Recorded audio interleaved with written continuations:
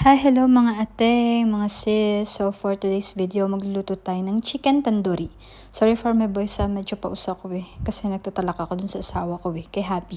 So ayun, kailangan mo dito ng chicken, half lang yung ginamit ko, yogurt, 3 spoon, vinegar, 2 spoon, garlic paste, ginger paste, tig 1 spoon, lemon juice, 2 spoon, and then 1 pinch of food color. Kung wala naman kayong food color, okay lang, dagdagan nyo na lang ng chili powder at saka ng turmeric.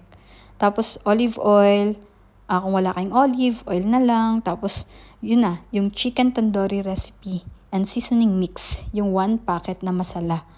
Pero kung hindi kayo makakita nun, kahit anong masala na lang dyan, basta wag nyong kakalimutan yung lemon. Dagdagan nyo siya ng lemon or 1 piece nyo na lemon. So, para mas malasa.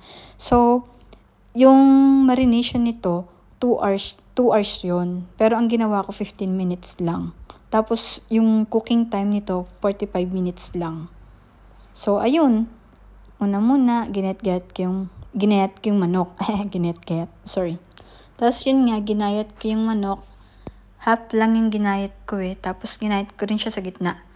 Tapos ayun na, dinip ko muna sa vinegar for 30 minutes. Tapos yung marination, minarinate ko siya, combine all the remaining ingredients in a 1 bowl. Then ayun na, pinagsama-sama ko yung mga ingredients. Tapos minarinate ko, hinalo-halo ko. Then cover and set aside for 2 hours, pero 15 minutes nga lang yung ginawa ko. So madali lang. At saka hindi masyadong kumulay, pero nilagyan ko siya ng chili powder sa taas. Yun. Tapos nilagay ko na siya dun sa loob. So, nung 30 minutes na yan, tiningnan ko siya. Binibisita ko naman siya. Tinitingnan ko kung naluluto-luto na yung ibabaw. Sorry talaga kung may voice. Medyo masama yung yung lalamunan ko ngayon So, ayun. Walang tigil ang ateng nyo. Shinare ko lang tong recipe ko. Tapos yun na, 45 minutes. Check ko naman siya kung naluluto yung ibabaw. Nasa low heat lang tayo, mga ateng. Binuksan ko yung sa taas at saka yung sa baba. Tapos after nun, siguro inabot ako ng 50 minutes din. Ayun, naluto na. Tapos yun, share ko lang to sa inyo. Mas masarap to kung sa-serve nyo with lemon.